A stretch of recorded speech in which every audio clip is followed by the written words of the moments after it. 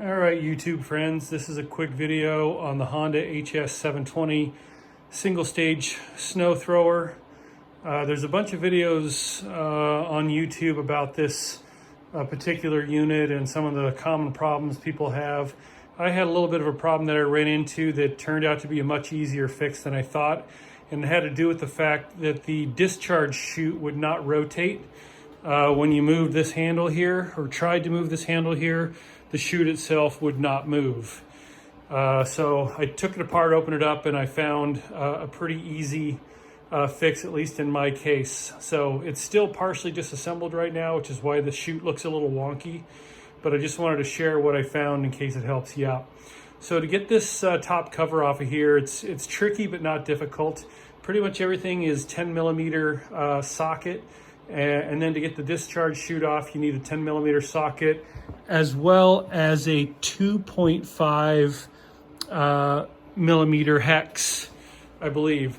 So you have two on top here that are 10 millimeter. You have one on the right and a matching one on the left side as well by the logo. Then you have two on the front top.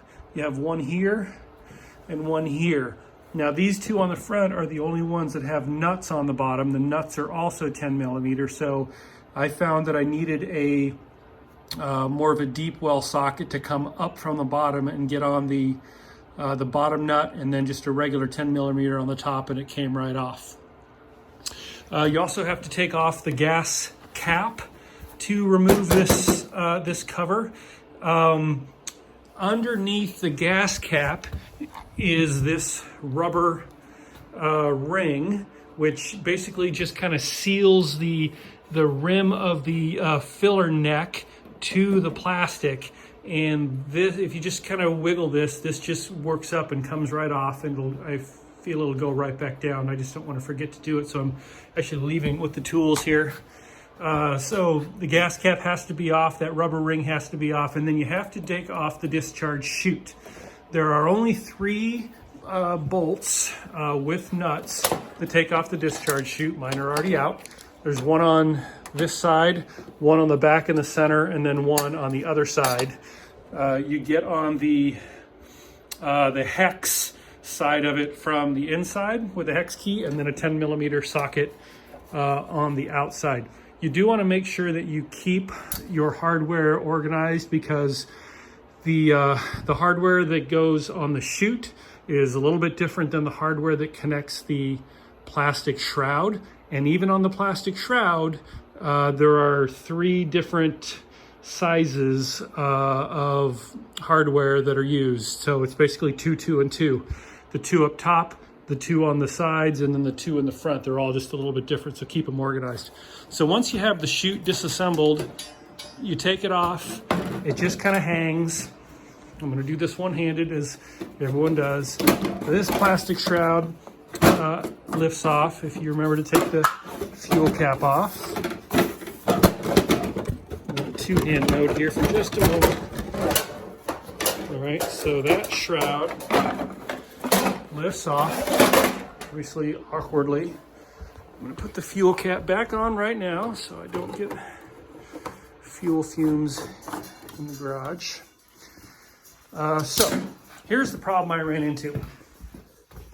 These are the gears down here that when you actuate the handle here, these gears turn and aim the chute. The gears were fine, but what I had found was down in here, if I can point with my pinky, in the very front of this ring that rotates, there were just a couple of small pebbles. And I don't know where I picked those up, but they had obviously come up the chute and landed perfectly right down in this little shroud here, or under the shroud, so that when I tried to rotate it, you can see at a certain position, you can actually see the gears under there. Yeah, sorry, crappy filming here, but you can see those gears. And when it is all the way to the left or all the way to the right, those gears appear. And in my case, it happened to be all the way to the right, and I had little pebbles in those gears. So the fix, again with a 10 millimeter and a socket underneath, was to remove these two bolts here. There are also two up here, but I did not have to remove those because I didn't have anything stuck there. So I took these two bolts out. The silver capture plate here lifts right off, and the pebbles actually fell right out.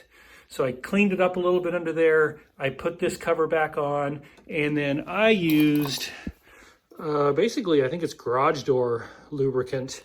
And I gave all those gears a healthy blast of garage door lubricant, as well as the gears back here that actually actuate the mechanism. So, I mean, these things are historically a little bit janky for how they operate, but when you look down in here, they're very simple, and I feel pretty rugged.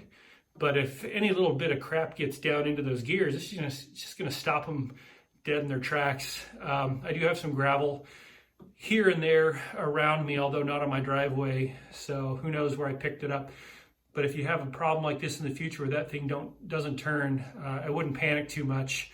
If you just open this shroud up and get in there, you can access all that stuff super easy. So anyway, hope this helps you out. It goes back together basically in reverse order. Like I said, keep your hardware straight, and don't forget to put that rubber ring back on around the fuel tank filler when it's all done, and good luck.